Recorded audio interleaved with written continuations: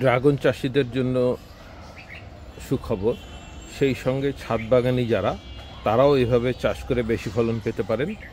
যেমন এই যে এখানে আমি ড্রাগনটা লাগিয়েছি, এই যে ড্রাগনের আমার এখানে কয়েকটি ডাল লাগানো আছে যেগুলো আমাকে ফল দিচ্ছে। এই যে, তো এইগুলোকে যখন এগুলি বড় হয়ে যাচ্ছে ডালগুলো, তখন এই ডালগুলোকে তুলে আমি আরেকটি টবে বা আরেকটি মাটির স্থানে এমন জায়গায় দিব যেন মাটি থাকে।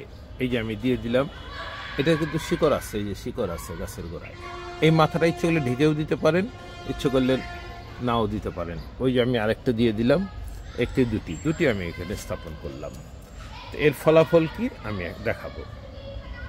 তো দেখুন, 1 মাসও হয় নাই, তার মধ্যেই এখানে এই যে শাখা বেরোতে শুরু করছে। এবং এই শাখাগুলোকে আমি কিন্তু এই যে এই দেয়ালে তুলে দিব, দিলেই তারা ফলন দিবে। এবং এই যে গাছের ডগা মূল অংশে এখানেও ফল আসবে, এখানে ফল আসবে, আবার সে ওখান থেকে যে ডাল গজিয়েছে সেটাতে ফল আসবে। এবং এই ফলগুলি বেশি আসে, সেটাও আমি দেখাবো। এটা আমি আশা করতেছি যে মৌসুমেই এই ফলটা পাওয়া যাবে। তো বন্ধুরা, এই যে দেখুন, যে পদ্ধতি আমি লাগিয়েছিলাম সেটা একটি গাছে কিন্তু 2টি ফল হারভেস্ট করার সময় হয়ে গেছে।